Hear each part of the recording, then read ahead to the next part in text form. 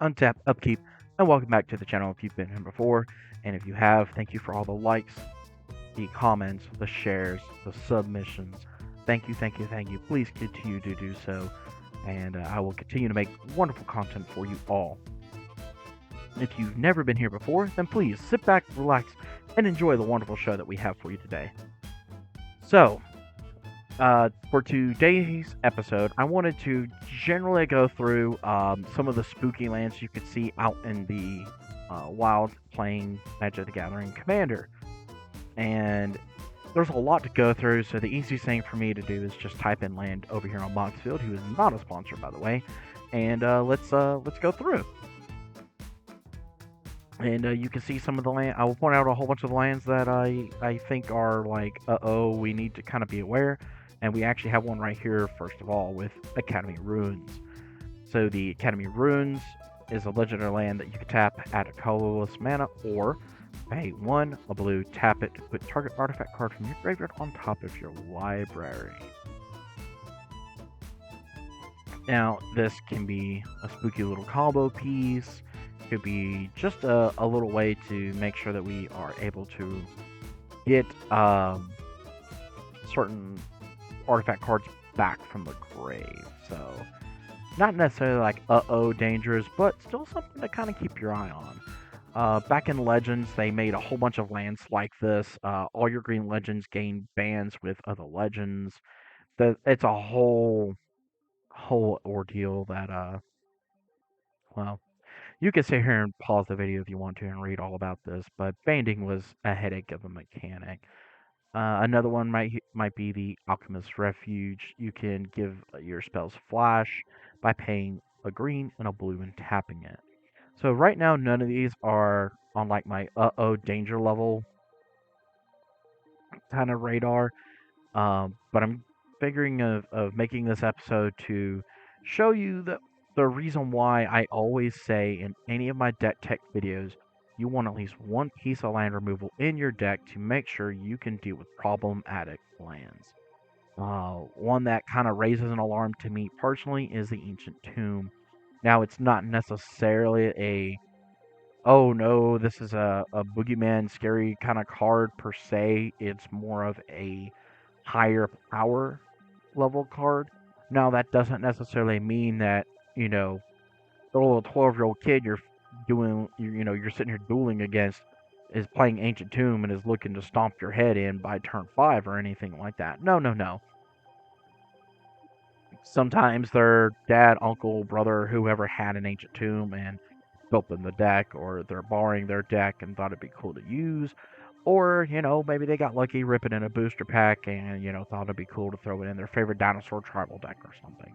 So it's not necessarily an gotta get rid of permanent card per se, but it's definitely something to keep your eye on. A lot of your higher power and even CEDH decks will run this card. So it's definitely something to just take a look at and be aware of what they're playing. Moving on down our enormous list we have here. I mean, even the recent printing of Arena of Glory can be considered, in my opinion, a spooky land. Because you can pay a red, tap it, and exert it, and add double red. If that mana is spent on a creature spell, it gains haste until end of turn. An exerted permanent won't untap during the next untap step. So, not necessarily spooky for a turn. However, it doesn't take much for this to be an oh man kind of card. So, in the right deck, giving something haste like that, and there's not really much of a way to stop it, could be quite threatening, I think. Some of these cards we're going to see are brand new. Some of them are dual face lands, like the Recovery over here. Some of them are, our OG dual lands, which are ridiculously expensive. I don't think OG dual lands necessarily mean that they are scary so much as okay. So either A, we got lucky and got some, or B, we've got some money. One of the two. Blast Zone could be considered scary, I guess, if you're running like a very token heavy deck and they have a way to get the counters down in order to basically board wipe all your tokens. Not necessarily something that raises a red flag or alarm. Uh, Blink Moth could be a problem land. It makes it into a 1/1 artifact creature with flying until end of turn. Could be an issue, but probably it's just there for uh, giving, another body or something.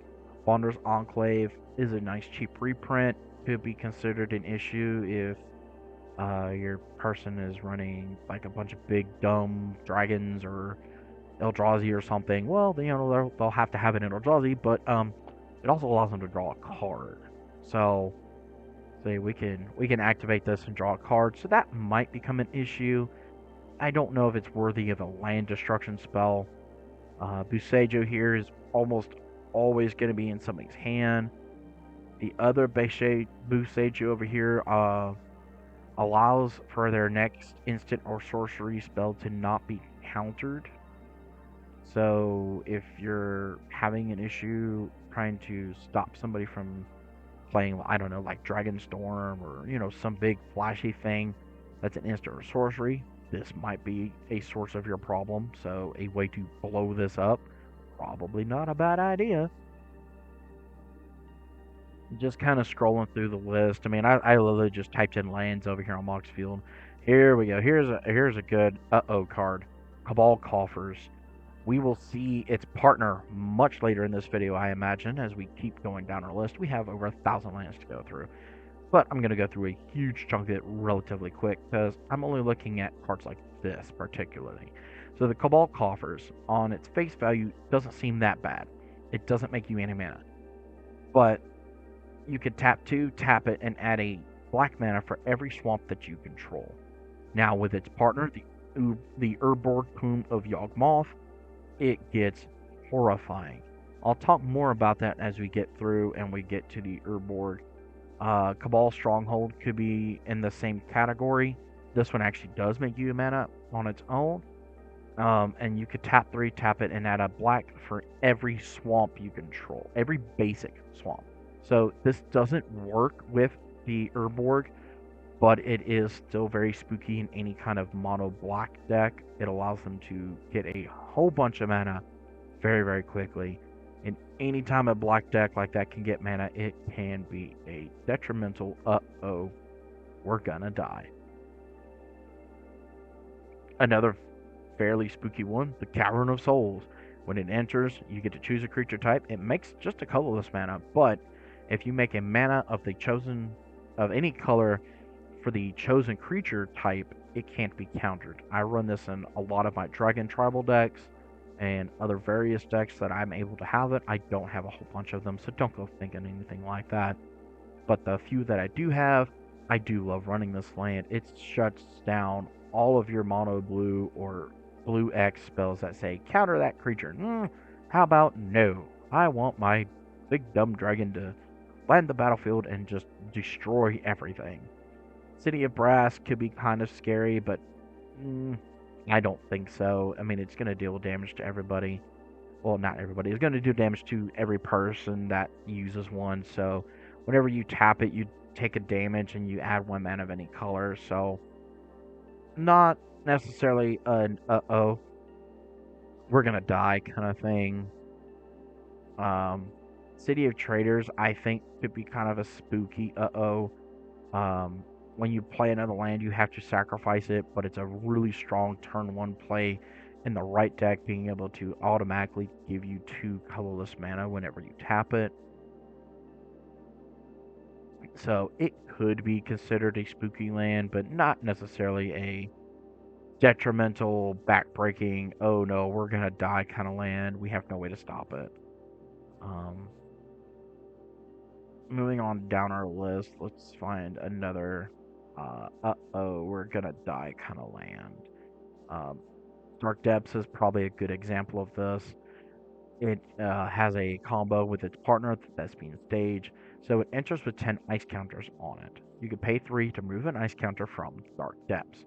When Dark Depths has no ice counters on it, you sacrifice it, and if you do, you create the Merit Lodge, a 2020 black avatar creature token with flying and indestructible.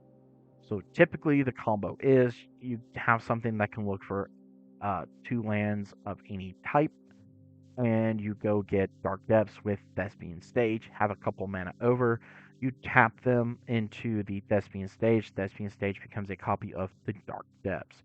State-based action, they're both legendary permanents, however, one of them does not have ice counters on it.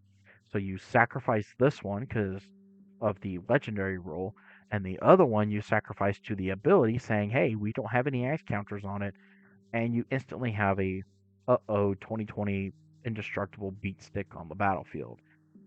Doc Dakmor Salvage is something you'll see in a commander built such as the Gitrog Monster, which if this ever hits the graveyard and you do not have a way to stop or exile this, they will more than likely win the game. So what makes it so scary is the fact that it has Dredge 2, which means if you would draw a card, you may mill 2 cards instead, and if you do, get this back into your hand from the graveyard. Well, the Gitrog says every time a land goes into your graveyard from anywhere, you go to draw a card, and boom, boom, you can see how this goes infinite. It is not fun to fight this. I would know. I actually built that deck and ran it for a little while, and it takes a lot to run that deck. It really does, because you actually have to know what you're doing. It's not one of those terminalistic like I win the game kind of combos. It's one of those you could very well brick, honestly. Eldrazi Temple, while not really all that scary, it's something you'll see in anything that is Eldrazi Tribal. Emergent Zone, again, not necessarily spooky, scary, but it can let somebody win on instant speed. Pardon me. Moving on down our list here. We have a lot to go through. Kind of same thing with Eye of Ugin. It's scary, it's but it's predominantly seen in anything that has a Eldrazi theme to it. So I don't know if I would really be all that worried about it. I won't lie, Faceless Haven over here can still be very spooky. There's a combo where you make this into a what does it become again? Yeah, it becomes a 4/3 creature with vigilance in all creature types, so it becomes a changeling essentially. And it's still a land, and you have to pay snow mana to use this because, of course, you do, and it's a snow land. But there's a card that I'm not able to remember off the top of my head. It was a problem in Standard when this was around, and that enchantment. But you enchant it to an angel, and as long as that angel remains on the battlefield, you cannot lose the game. For however way the ruling works, when this becomes a creature in a land, it's only until end of turn, but you're able to put that enchantment on this thing. It stays on this thing, and then you can never lose the game. I believe that's essentially how that combo works, and it was rather annoying. I think they had to ban it in Standard a few years ago. Field of Ruin. This is definitely an oh crap card. So it enters the battlefield tapped. Don't care. Adds a colorless mana. This is what we care about. Whenever a Field of the Dead or another land you control enters, if you control 7 or more lands with different names, create a 2/2 black zombie creature token. Land heavy decks will love this card, and they will abuse this card, and it is not fun to fight this card. So if you have a way like a very good friend of mine right here, the Field of Ruin, to pay 2, sack it, and blow this up, you do it. Because there's not many other scary things that are going to come out of that kind of situation like that. There's a lot of dual lands that not necessarily are spooky. The Fountain Port is starting to get a little spooky in the world of Commander. It has so many abilities. If you play Standard, you probably have seen it. You can make a mana, you can pay 2, sacrifice a token, and draw a card, which is the biggest part of the problem, in my opinion. I would know I have one and run it in one of my decks that, guess what, makes a bunch of tokens. You can also pay 3 to pay 1 life, make a 1/1 blue fish, or you can pay 4, tap it, and make a treasure. Right here. Typically seen in CEDH decks, for a very, very good reason. Gaia's Cradle is a land, it is a legendary land from the Urza saga. It is on what we call the reserve list, which is supposed to be a list of cards that are not ever to see the light of reprint in any form, shape, or fashion. They had a couple of loopholes about judge foils, and at one time there was a product called From the Vault. They were quickly examined by attorneys and deemed, can't do that, so they stopped that. But the Gaia's Cradle is powerful because you can tap and add a green mana for every creature you control. This is typically seen in creature heavy combo decks or just creature heavy aggro decks. If you see one of these hit the battlefield, don't go saying, oh, they've got money or anything like that. No, no, no. You need to be going, uh-oh, that has to die. Because that could generate a lot of value. If you don't kill it, then wipe their board and it has no value to them. Simple as that. Oh, I say simple as that, but it's really probably not that simple. Ooh, there's another one right there. Hold on, let's load some more lands here. There we go. So this is another one that I talk about occasionally in a lot of my deck tech videos. This is the Glacial Chasm. So it has a cumulative upkeep, and that means you're going to pay 2 life, and at the beginning of your upkeep, put an age counter on this permanent. Then you sacrifice it unless you pay the upkeep cost for each age counter on it. So that means on your first turn you pay 2 life. On your second turn you're going to pay 4 life. It's going to have 2 counters on it, and so on and so forth. So that doesn't really make it that scary per se. What makes it scary is the last 2 lines. So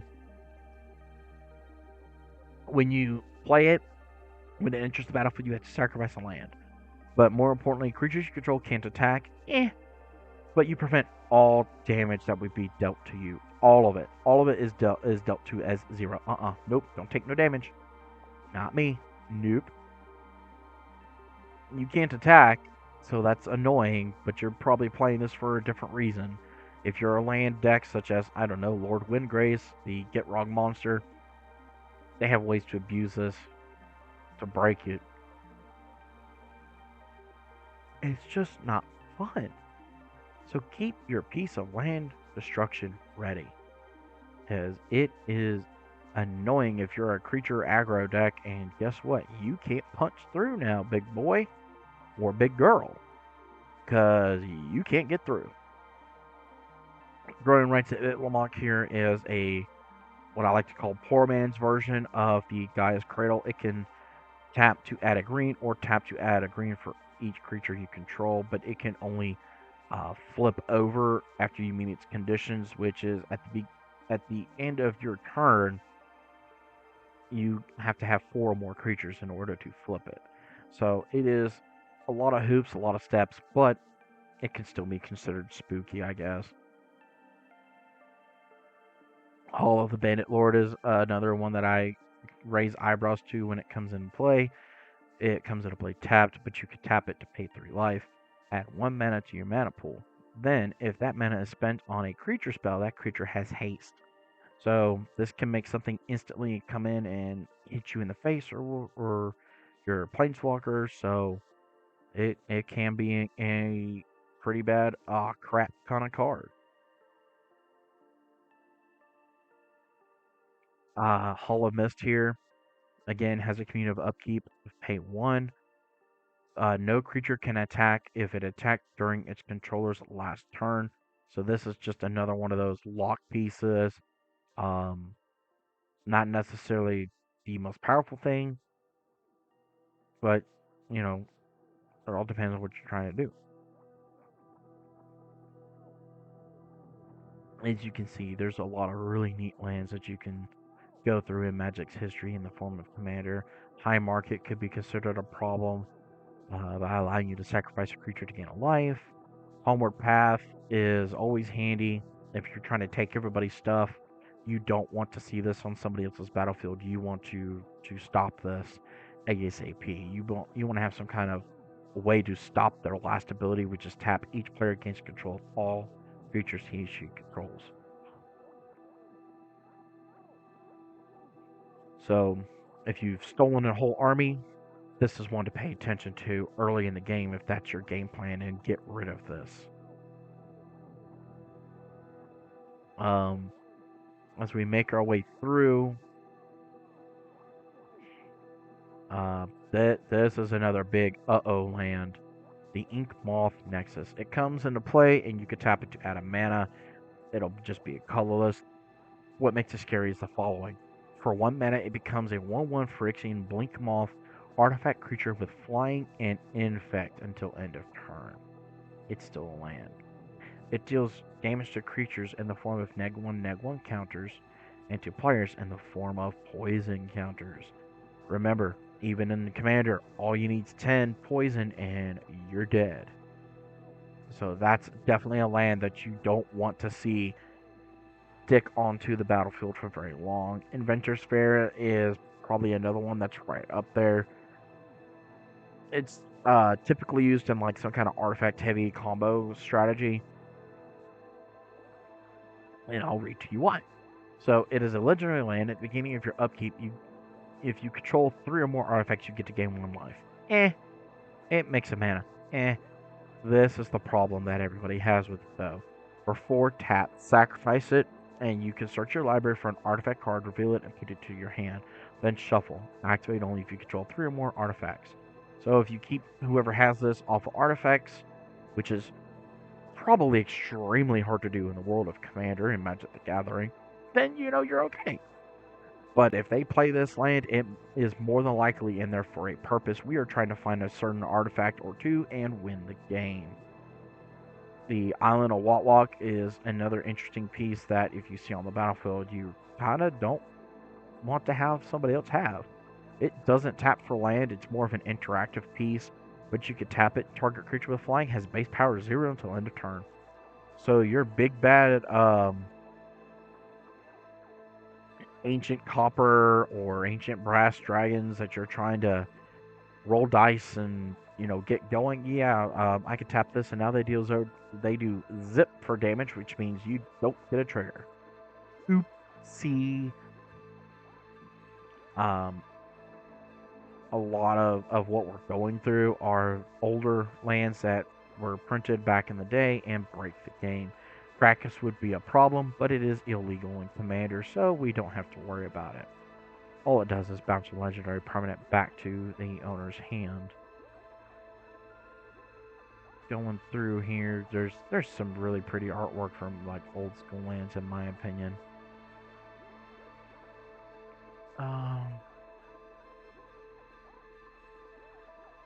The Lotus Field and Lotus Vale are some lands that everybody needs to pay attention to sometimes. They can really, really help somebody get far ahead in their mana production. Are they necessarily backbreaking uh-oh lands? No, not by any means. Not by any stretch of the imagination.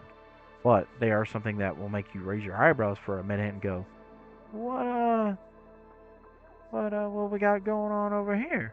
What we doing? This is another one that, God, this thing gets on my nerves.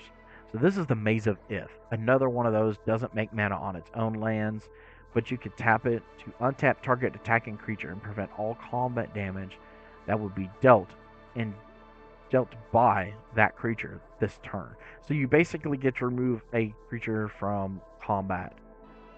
Man, I can't tell you how bad it is when somebody does this and you're trying to swing in for lethal commander damage or something.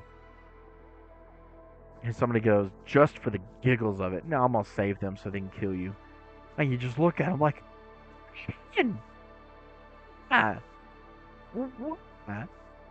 why'd you do this? So, going through our list here, though, we can see a whole bunch of other really powerful cards and lands. This thing is ridiculous, and it is on the reserve list, as you can see right here. So if you ever get curious what's on the reserve list, click on something like Mishra's Workshop here, and you can click here and take you to the reserve list. And I might do that towards the end of this video. So Mishra's Workshop is a very, very old land, and as you can tell, And anything that is artifact heavy, this is backbreaking. So you can tap it to add 3 mana to your mana pool and spend this mana only to cast artifact spells. Now, um, well, I got a buddy of mine, Mr. Evil Neil, who likes to use this, and it sucks so bad.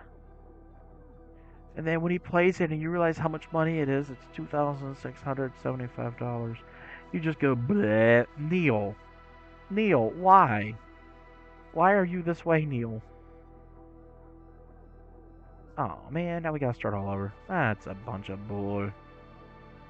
Anyway, we'll just keep on scrolling down our list here. Get on back my down list. I'm gonna get on back down to where I was. But the Mixtures Factory, as you can tell, is it's just one of those. Oh no! And my good friend Evil Neil, when he plays that, he can very quickly end up with like a really dumb number of land on turn 2, turn 3. I mean, he can have upwards of 12 or 15 mana very, very quickly. It is horrifying when he does that. Another one just got reprinted in Foundations that I did not see when we first came down this way, the Mace's End. So, the Mace's End allows you to tap for mana, but more importantly, you tap 3, tap it, return this land to its owner hand. Search your library for a gate card, put it onto the battlefield, then shuffle. If you control bleh. Apparently I cannot talk. If you control 10 or more gates with different names, you will win the game.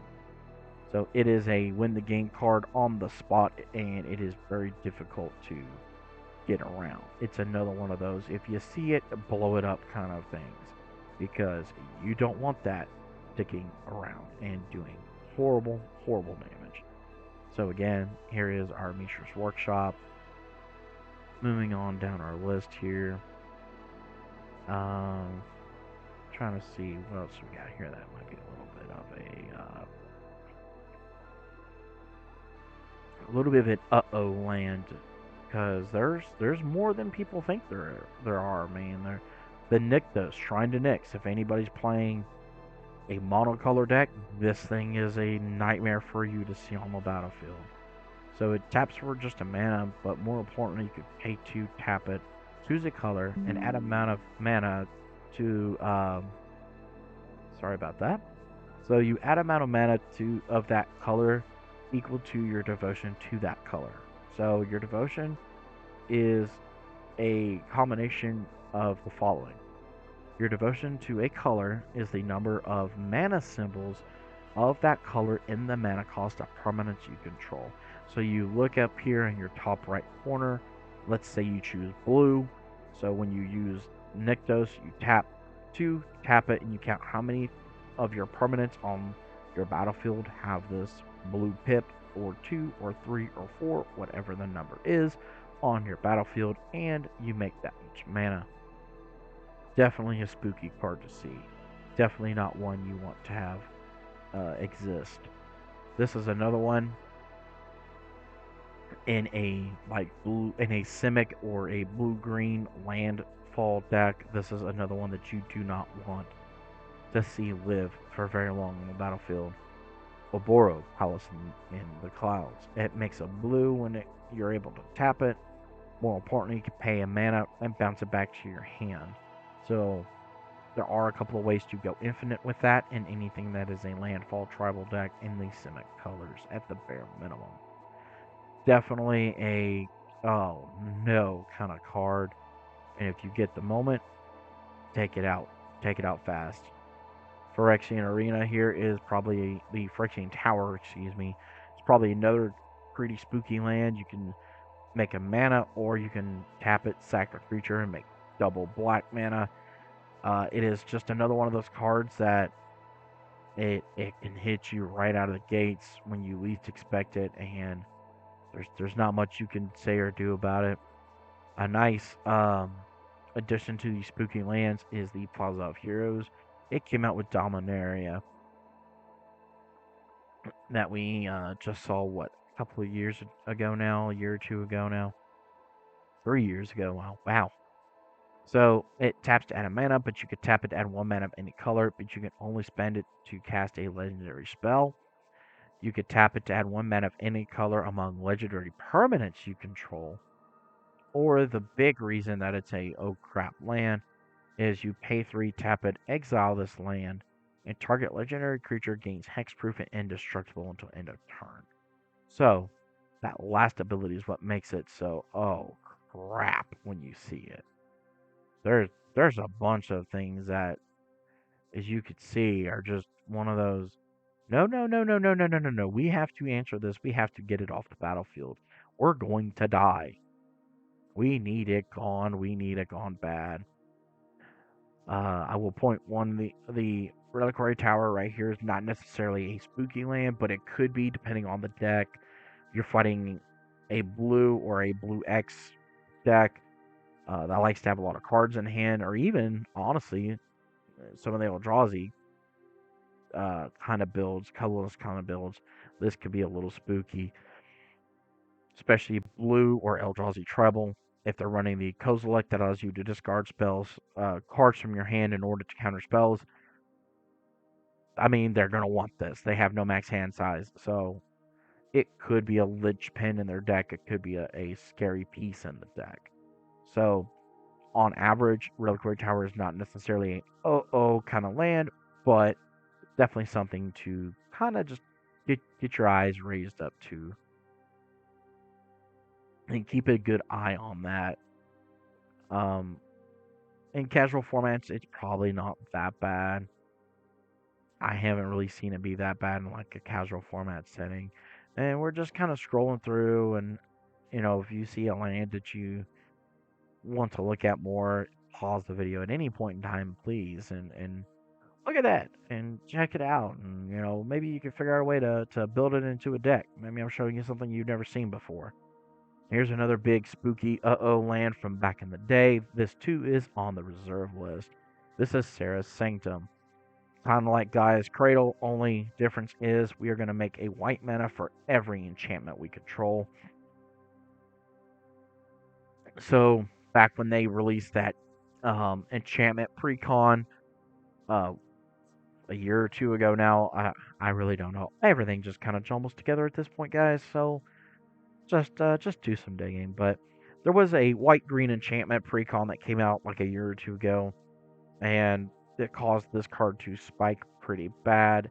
It has come back down. Being on the reserve list, it's always going to be expensive unless they somehow abolish the list or get around it in one way or another. Which they've kind of been skirting around that by printing certain cards that do like once a turn, or like Cradle of Itlimoc. In order to get that powerful effect, you have to do something else. So I mean, they're trying to find ways to get around it and get cards like this into somebody's hands that we can't afford to drop $300 on a card, especially me. Like I mentally just look at that and go, bleh, why? But it's definitely another one of those lands, if they're playing like an enchantment heavy, enchantment tribal deck, that you need to look at getting off the battlefield as soon as you can before it makes them too much value. Continuing on our journey through the lands of Magic the Gathering, we will continue until we see another one that makes me, and should make you go, uh-oh. We don't need that living.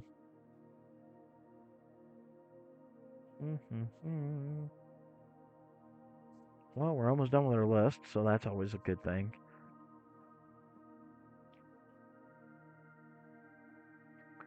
If you have any questions about some of these lands, or some of the rulings about it, please leave me a comment in the meantime, and let me know how you would use some of these lands if you're seeing them for the first time, or tell me, leave me a comment, tell me a story about a interaction you had with maybe somebody running some of these lands that are just terribly backbreaking for you to fight in your area. Let me interact with you. Let me hear you. So just kind of still going through. You can see our OG dual lands and stuff like that. They're not really like backbreaking. They're more like wallet breaking.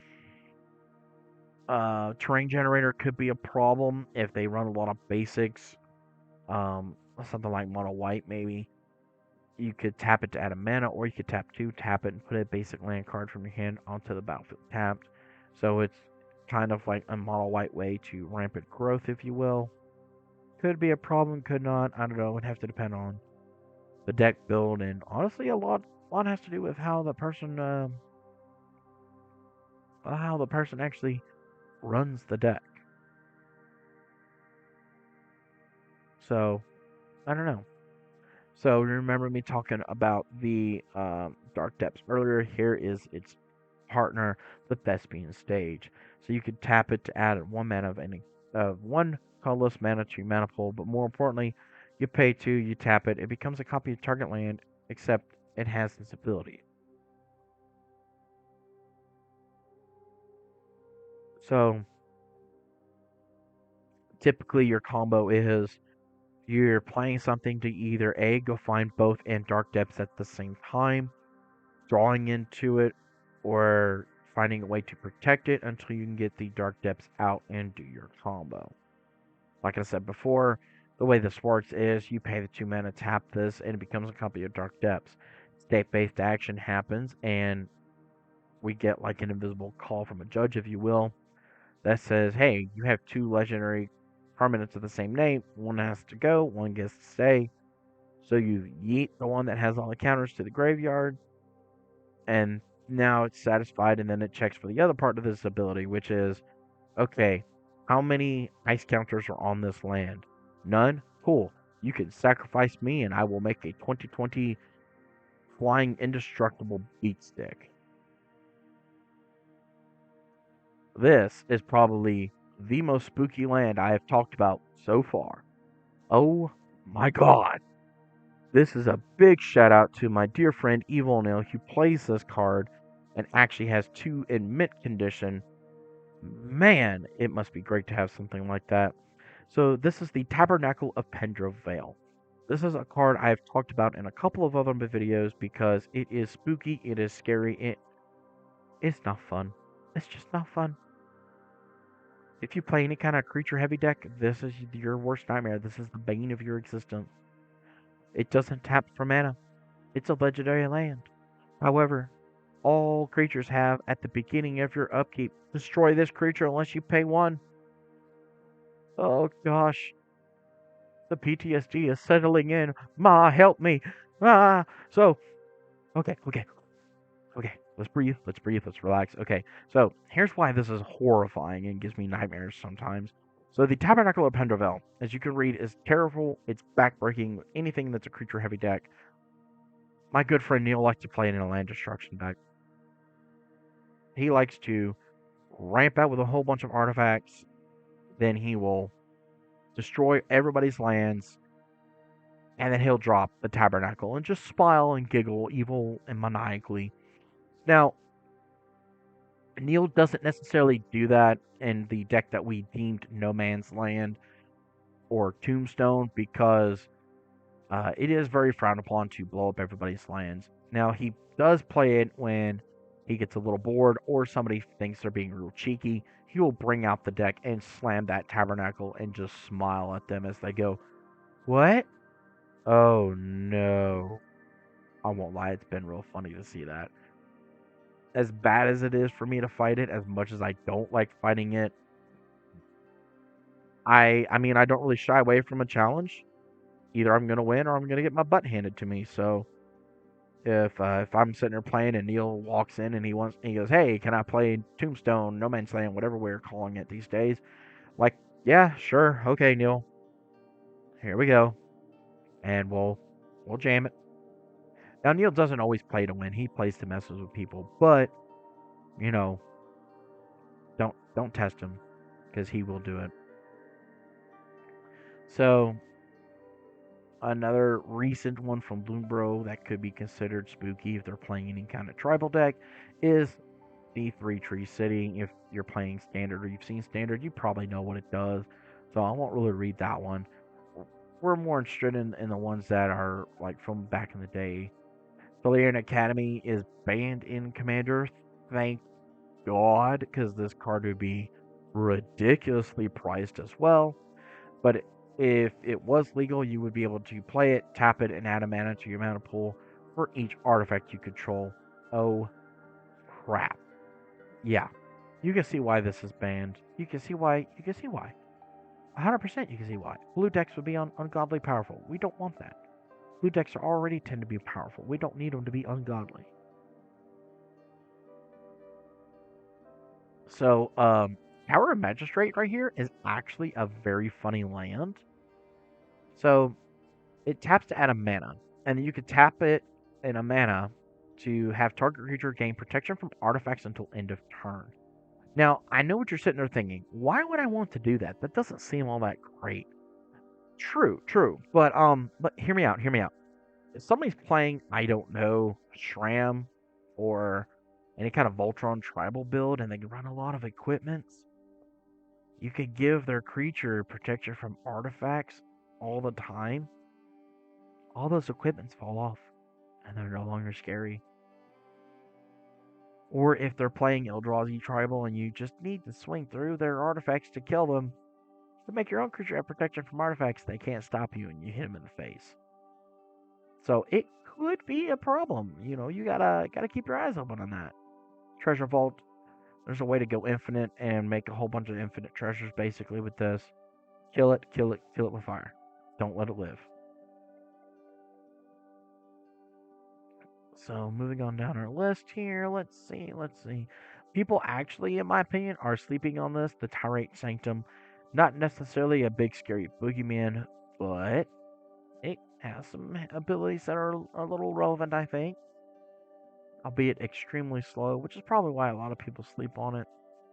The Ugin's Labyrinth, which was printed over in Modern Horizons 3, is probably another scary kind of land. So you can actually tuck away something underneath this by exiling that card underneath this. So you can actually keep, like, I don't know, Big Eugene or Big Dumb Eldrazi, Blightsteel, I mean anything underneath this land. And as long as nobody blows it up, I mean, you've got the ability to tap this and return the exile card to its owner's hand. And as long as there's something exiled underneath it, it acts like a Soul Ring. It is spooky, it is terrifying, and you do not lead them to keep that in hand or on the battlefield. It needs to go. Moving on down our list, let's see what else do we have here. The partner to the Cobalt Coffers is the Urborg Tomb of Yawgmoth, which just states each land is a swamp in addition to its other land types. So, playing this makes all your land the basic swamp type.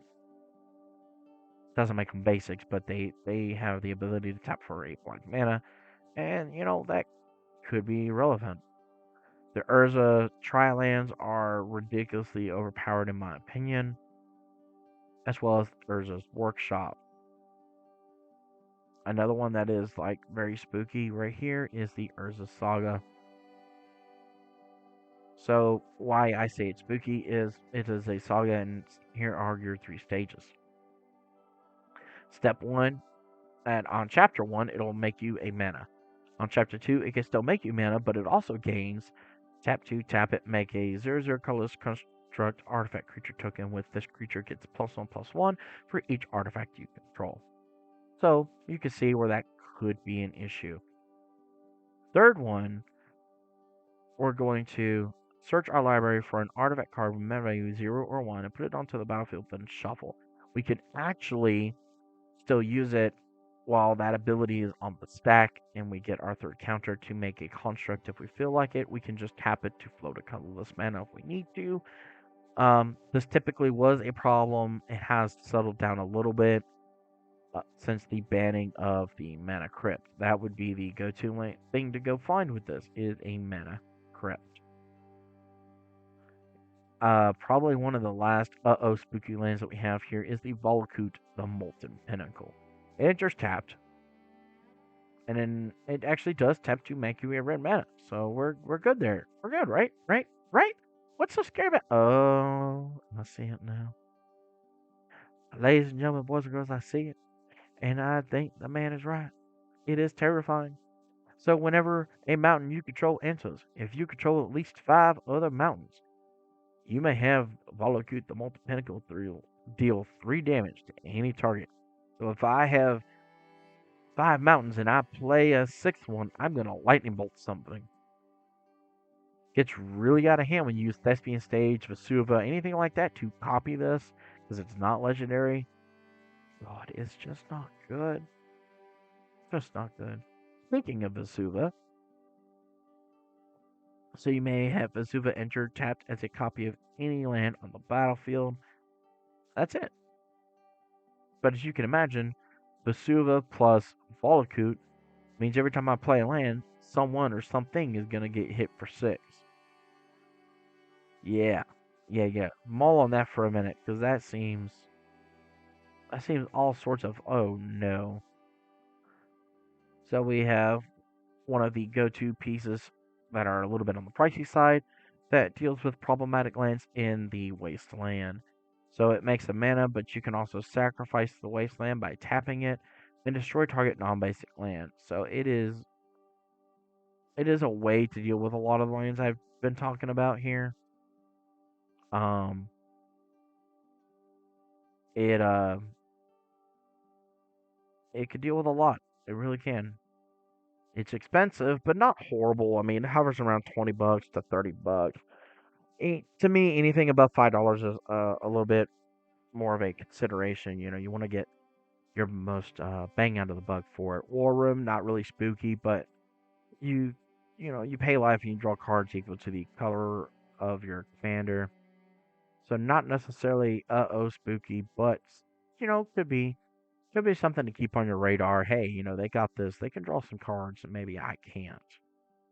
So that appears to be the end of our list for lands. Um, what do you think? What do you think about the tour of spooky lands you could see in the world of Magic the Gathering and Commander? Have you seen any of these in person? Have you fought any of these in person? I've seen and fought just about all of these, and I'm pretty sure I've done some of these combos.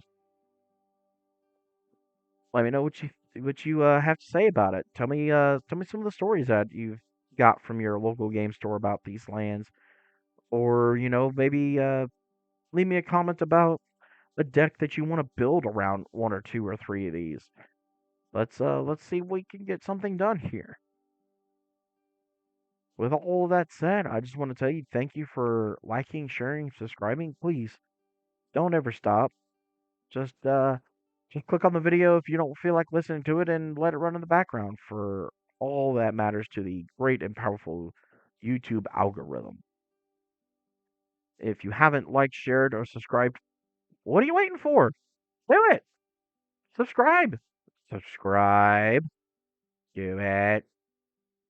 You know you want to. Now do it. Now ring that bell. Go on, ring the bell. Because when you ring the bell, you get notifications when I have new videos. And that could make you very happy and give you information. With all of that said, on the jokes aside, I have been your Buddha Dragon. Remember to rub that belly for mana, and may your games always be filled with luck. Peace out.